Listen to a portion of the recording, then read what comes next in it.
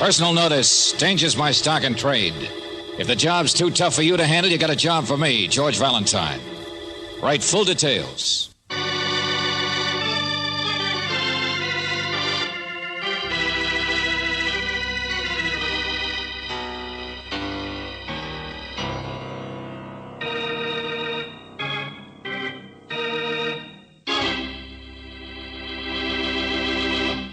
Well, I see it's time for another Let George Do It adventure.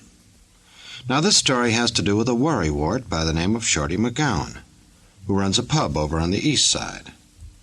Shorty's the type of fella who, if he hasn't got a problem, he goes out and finds one. Right now, he's just returned from a most successful hunting trip.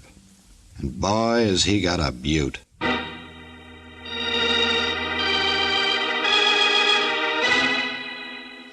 Dear Mr. Valentine, what's become of Terry Cable? Terrence J. Cable, sweetest man ever blew foam across the woodwork in my place. Now, I suppose you could say it's none of my business why a good customer and friend like that should just up and disappear. But then again, what kind of a human being would that make you? Yeah, suppose he's in trouble. Suppose he needs help.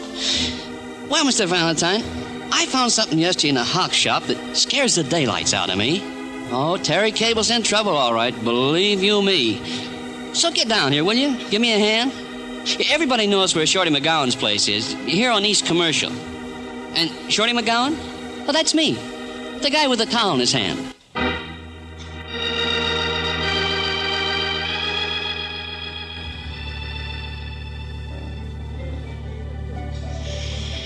Watch? Just a watch? Yeah, Terry's watch. Here it is. And that's what you found in the hock shop, huh? You know those ones down by the railroad station? Well, I was coming back from Mayville yesterday. Took a couple days' rest, and walking along the street, this thing in a window just up and hit me in the eye. Terry's watch, I said. That's Terry's. Let's see. Terrence J. Cable, first place, 100-yard dash, Tri-State Conference, 1927. Sure, yeah, that's how I knew. He liked to show it off. Something he won in high school. You knew him since high school? No, just the last year or so. But he come in all the time, know what I mean? He had a philosophical turn like I do. I tell you, he's the sweetest. Okay, but just out of curiosity, how'd you get the watch out of the hock shop without a ticket? Well, it hadn't been claimed. That's what I mean. I just bought it. Uh-huh. So it must have been hocked at least 30, or is it 60 days ago? Wait a minute. Why does just finding his watch in a hock shop mean that he's in danger? I don't understand. In the first place, young lady, he wouldn't hock that watch. He wasn't the type. In the second place, he's not the type to just walk out of here 6 months ago and never come back without saying goodbye, you know what I mean? And in the third place, or fourth, whichever it is, Terry Cable was expecting a check. A big check. More. 50,000, he said. Okay, so what? Check from where? Well, how should I know? Rich Uncle Dudley, maybe? Uncle Sam? Search me. But a man wouldn't disappear without waiting to get it, would he? And only if he got it, then why hock the watch? See what I mean? Yeah, I see what you mean. Maybe see why you're so interested in finding him, too. Oh, no, you don't. Not me.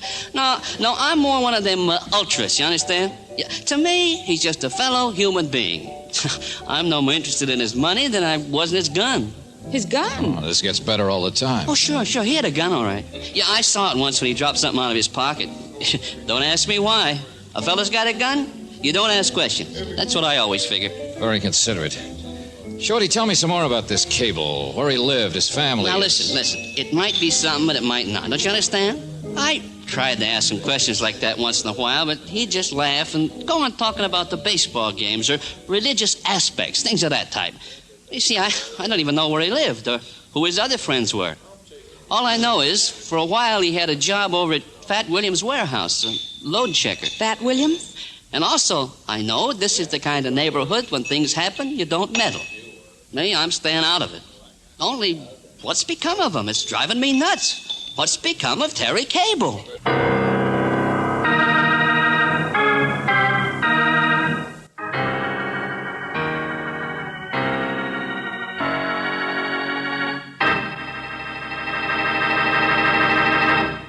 You know, I think I know what's wrong with Shorty.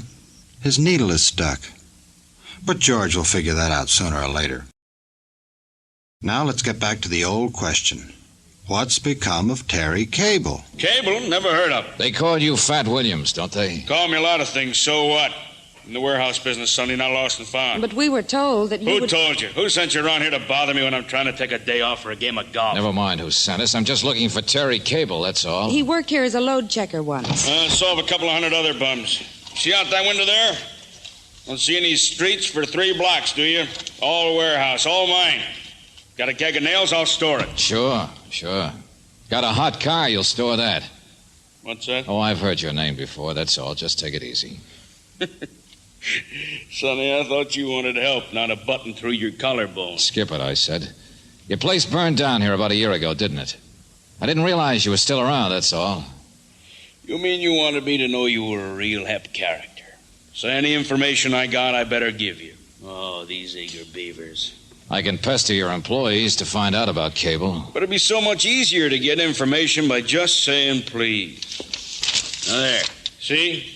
Terrence J. Cable, no home address, worked here 3 months, paid $52 a week. Where did he go when he left here? Fired for spending too much time in the gambling joints. Like Lou Sprinkle's place. And that's all, huh? That's all you gotta say. Well, for the love of dog food, yes. What do you think I am, Sonny, a day nursery? What do I care what happened to some jerk I never even... What's that? His watch. Why'd you say so in the first place? You want to find this guy and tell him what time it is? Oh, get out of here, will you? I got a game of golf.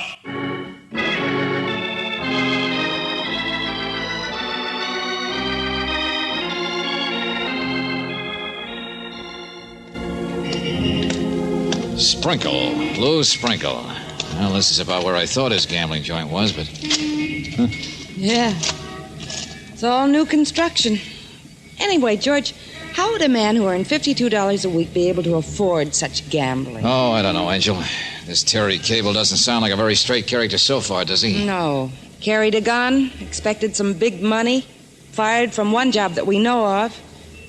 You know, I'm not even sure why we're looking for him. Well, we're not going to find it behind a board fence, Angel. You're just as curious as I am why Shorty thinks it's important to find this. Oh. Hello. Admiring the building?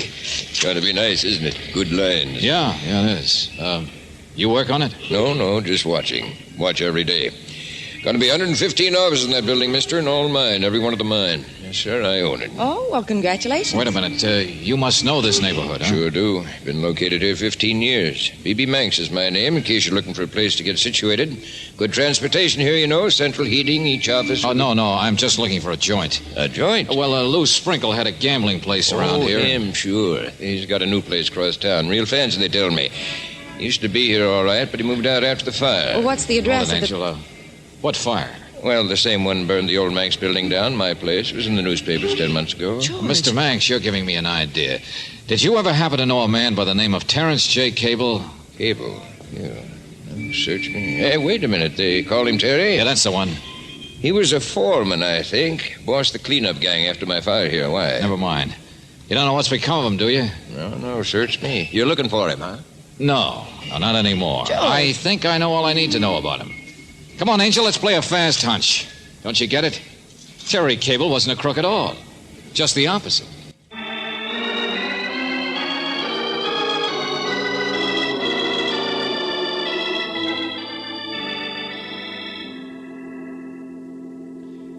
Yes, Mr. Valentine. Terrence Cable has been with us for years. Fire insurance underwriters. George, you're right. Yeah, every place I looked, I seemed to run into a fire.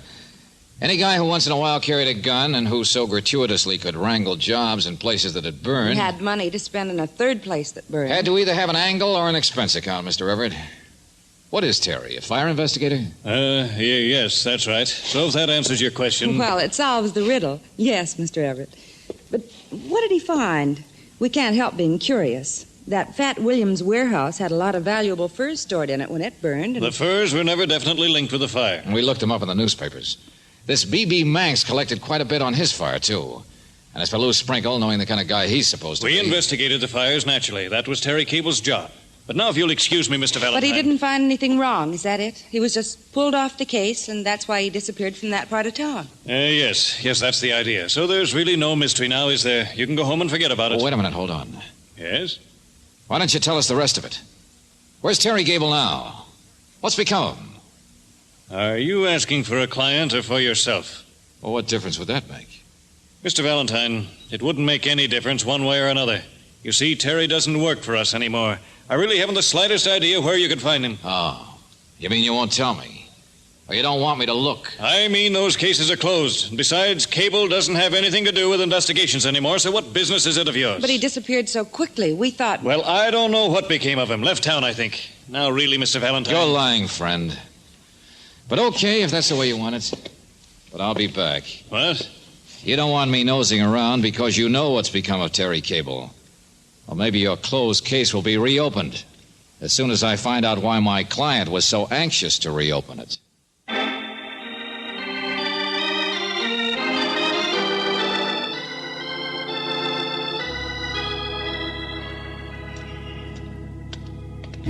George, I still don't understand why... Brooksy, it's simple. Look, don't you see why the insurance companies would want to protect their own good name? But what did Terry Cable have to do with Angel, their... now look, think back. It's all there. The kind of a guy Cable was, what he did, and why he disappeared. Hey, Shorty! No customers. Oh, out and back, I guess. Hey, Shorty! George. Yeah, Brooksy. I guess the explanation of Terry Cable will have to wait a while. The guy who hired us seems to be dead.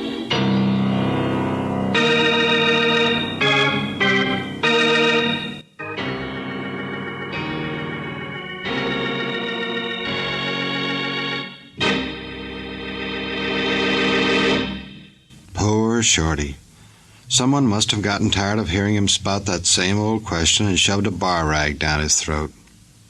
Well, maybe it wasn't quite like that, but we'll find out all the gruesome details in just a minute.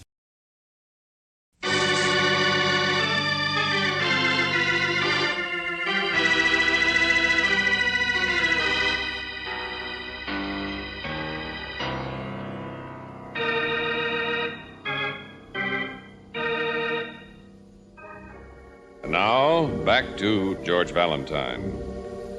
The man who hired you is dead, Shorty McGowan. He's been shot.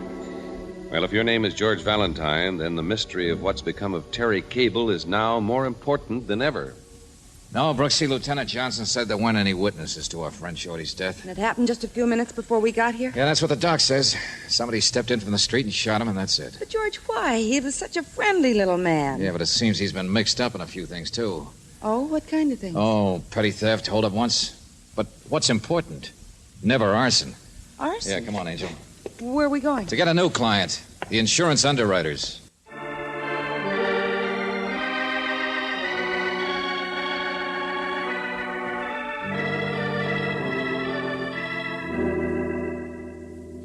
All right, you're hired. I thought I would be. Only you understand, I'd just as soon the police Sure. didn't. Protect your office's reputation. I understand, Mr. Everett. I'm rather new here. I'm only pinch hitting for the regular man who runs this office, and But what do you have to hide? Brooksy, Terry Cable worked for this office. He was a bonded, trusted employee. He was in charge of investigating all those fires. Yeah, worked hard, I guess. Got jobs with the guys whose buildings had burned. We thought he had to do it that way. There wasn't any superficial evidence of fire setting.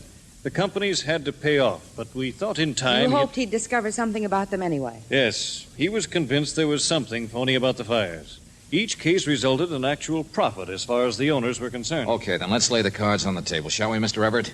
Terry Cable found some new evidence and then disappeared with it, right? Yes, He was bought off. I'm afraid so. There was plenty of proof that he left town all right, and to show that he had destroyed his own investigation records. Some of the best men in the country have worked on it without finding But him. he left of his own free will. There wasn't any force. That's right, Miss Brooks. Here, this is the only concrete thing we turned up. B.B. Manx. Huh? The day before Cable disappeared, this man Manx drew $12,500 out of the bank, in cash. Nothing we can do about it because we can't prove how he spent it. But neither can he. Cash to pay off Terry Cable. But now that there's been a murder, maybe you can legally force Mr. Manx I to... called him before you came back just now. Mr. Manx seems to have disappeared, too. Oh, yeah, sure. He looked like the type. Play it safe. You might try looking for him. No, but- skip it. I've got a different way to figure out what happened a long time ago. And maybe why Shorty was murdered today. Yeah, I'm going to throw a few dice at a gambler named Lou Sprinkle.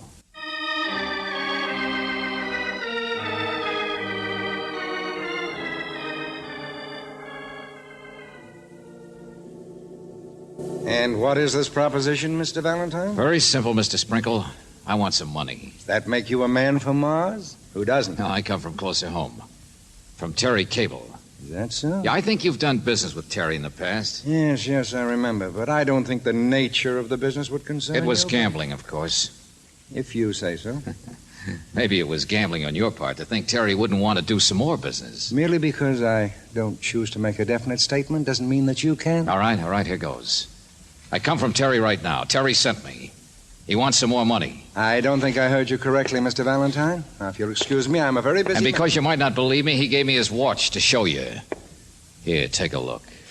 How much does Terry want? Oh, $10,000 to keep him quiet, I think. That's ridiculous. He said he still has testimony regarding a few fires, just in case you tried to rub any sticks together. I'd have to see this man myself or through my own representative. Do you mind? No, but you are willing... I couldn't discuss it with you at all. I'm sorry. Here. What's this? Present for your trouble. $1,000 bill? Show it to Terry. He'll understand my good faith. So will I. Cautious, but faithful. So long, Mr. Sprinkle.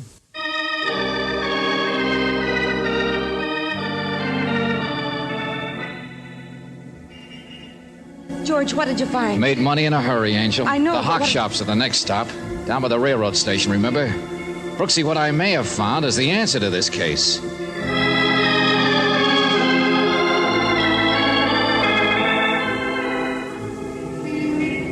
So you were going to find the answer, huh? You can't even find the hock shop. Yeah. Looks like Shorty McGowan wasn't telling the truth even on that one, was he? Well, there's not a single pawn shop where they remember ever having that watch of Terry's. Uh-huh. So from here on, the answer's 1, 2, 3. What could have happened, Angel? So I'm going to try a trip to Maryville. To where? It's not far, and that wasn't a lie. Shorty just let that one slip. The place he'd been for a couple of days, remember? You know what I'm going to look for in Maryville? Terry Cable himself.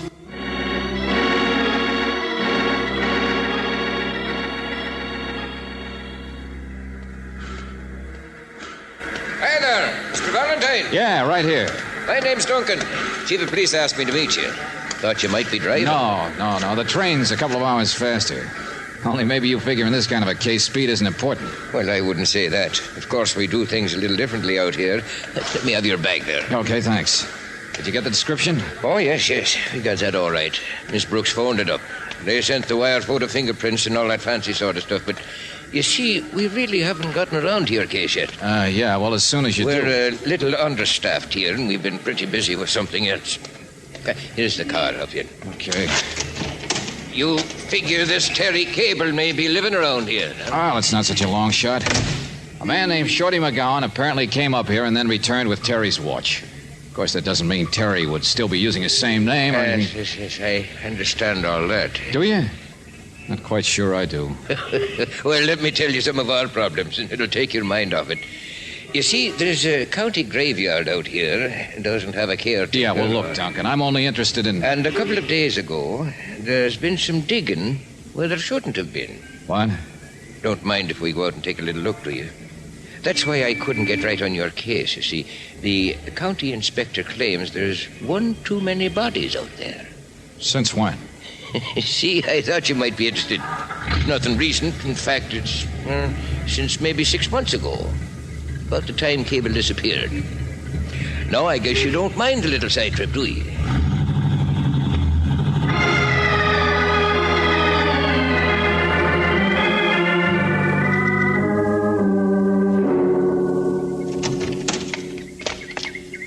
Got a man over there working on it now. The guy with the shovel, huh? Yes.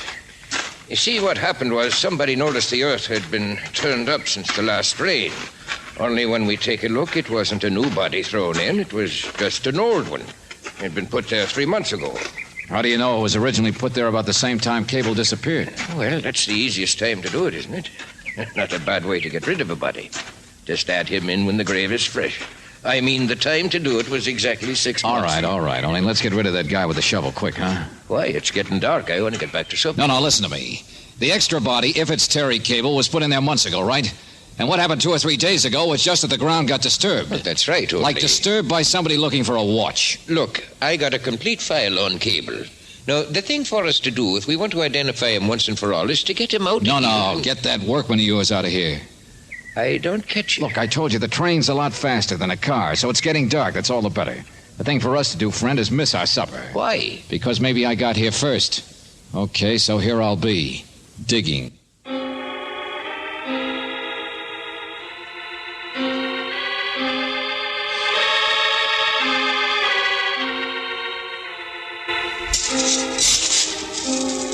Be careful you don't strain yourself, Valentine. Quiet, will you?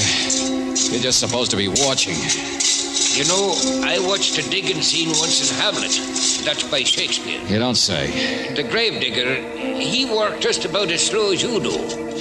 Come across a skull, as I remember, just when... Hey, shh, wait a minute. Automobile. Yeah, but no headlights.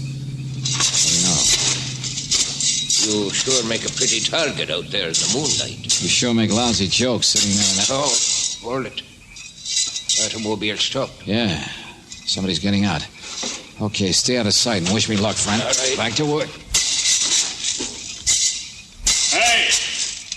Hey, you! Yeah? Come here. Who is it? Valentine, come here. Oh, you know me, huh? Been watching me all day, I guess, the way you watch Shorty. How'd you get out here? Oh, don't worry, I'm alone. I saw the body, though. Yeah, it's Terry Cable, all right. Pretty neat place to get rid of him 6 months ago. So neat you didn't even have to bother to take his watch. What Shorty did, he finally figured it out, didn't he, huh? Came up here, found Terry's body and the watch. And then hired me to put a little fear into you so he could shake you down the way you shook him. Go on, talk all you like. Only be careful coming through that fence. Yeah, sure, I'll be careful. You don't want another body out here to explain. Because that's what happened, isn't it, mister? You guys had fraudulent fires and then bought the investigator off, huh? $12,500 each. Only Cable was expecting $50,000, as I remember. So that'd probably mean 4 of you instead of 3, wouldn't it? Fat Williams, B.B. Manx, Lou Sprinkle, and who? Shorty McGowan himself? Was he the 4th? He have a fire, too? Put down the shovel and get into the car. No, wait a minute. I know who you are, all right, only... Do you? Sure. How's your game of golf? I guess the minute I left your office, you knew who'd sent me, and you headed right over to kill Shorty. To shut him up before he could go any farther. You've gone far enough, too. Fat Williams, the big shot. With a big secret, right? Something that Lou Sprinkle, for instance, didn't seem to know. That Terry Cable was really dead, that you killed him. Yeah. You're smart, too, aren't you? Well, it's fairly simple. You didn't pay Terry off, you just killed him. In 6 months' time, Shorty finally caught on to it. Yeah, Shorty was smart. He stole some furs. Did he tell you that? Furs? Oh, yeah, sure, from your warehouse. So that's what tied him in, huh? He worked with us. He was the 4th one. Look where it got him. Buster, don't try to tie the others in with you like that. Manx and Sprinkle may have been worried about their fires, but they paid off in cash. I suppose Shorty paid off, too. Only Terry was expecting a check. 1 check. He was smart. He'd want it that way. Yeah. So one of you must have collected the payoff dough from the others, one like you. Only instead of a payoff, you kept the dough yourself and killed the investigator. Yeah, that's all that happened. That's all that Shorty found out. Shut up and get in the car. By tomorrow, Sonny, nobody'll even know we've been here. Hey, what? Look out, Valentine! You... That's all. Pretty fancy shooting for nighttime, wasn't it? Oh, yeah, sure. You'll get a medal.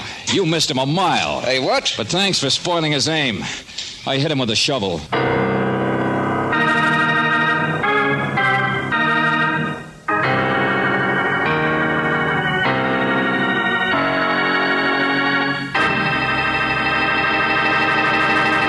Now there's irony for you.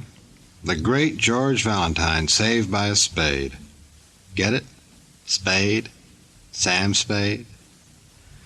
Okay, sue me. But first give a listen to this.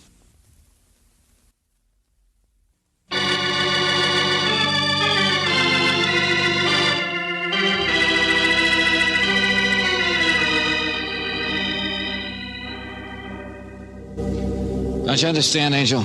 Apparently Terry Cable wasn't even crooked. 6 months ago, Fat Williams just persuaded the others that Cable was. Then he pocketed their dough and killed Cable. The insurance people and his family and everybody will be awfully glad that you cleared his name. Only, George, I still don't understand how you knew it had to be Fat Williams. Well, you remember, Angel, he's the only one I showed that watch to before Shorty's death. So he's the only one who could have known that Cable's body had actually been found. In other words, that Shorty's nosing around had finally made it necessary for him to be killed. Oh, darling, you're wonderful. Wow. No, I mean it.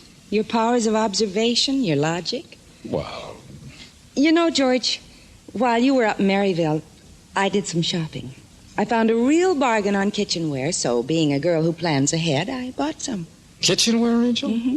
For your one-room apartment? What in heaven's name for? Well, like I said, planning ahead.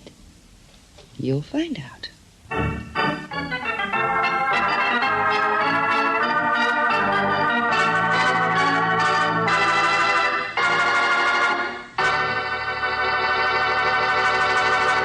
You have just heard What Became of Terry Cable, another Let George Do It adventure.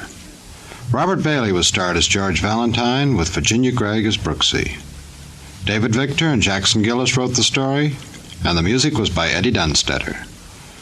Now this is yours truly inviting you to another visit with Valentine, when you will again hear what happens when you let George do it.